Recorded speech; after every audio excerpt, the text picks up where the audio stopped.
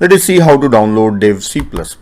So for Dev C++, you can in Chrome or in any browser you can say download Dev C++ and get many links, and one of the link is from bloodshed.net.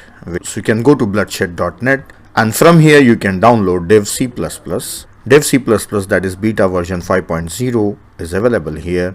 It is with MinGW, that is with compiler, or just without compiler, that is executable only, and source code is also available. So you can download any one of these of your choice. So if you install with MinGW, then you can directly start using Dev C++. Otherwise you have to install compiler separately, that is minimal GNU compiler for Windows. You have to download it separately. So click on this one and start downloading. It will start downloading. Yeah, once it has finished downloading, you can install Dev C++ software and you can directly use it. Yeah, after downloading, install Dev C++.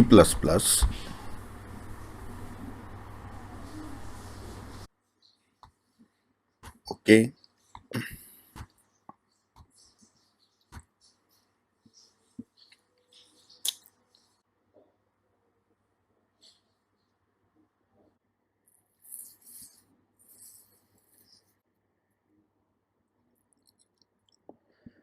it has finished installation.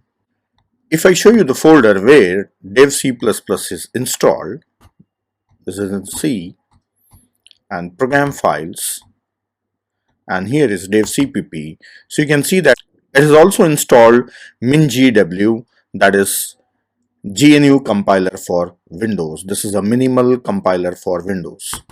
Let us start Dev C++. So English language is selected, then next, then OK.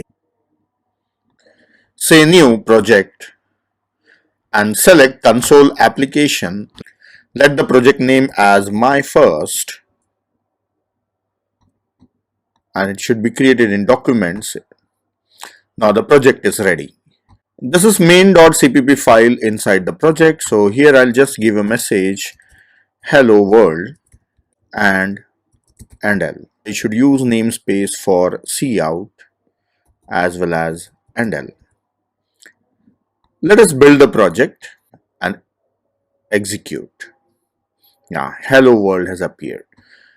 So that's all. This is how you can open a new project.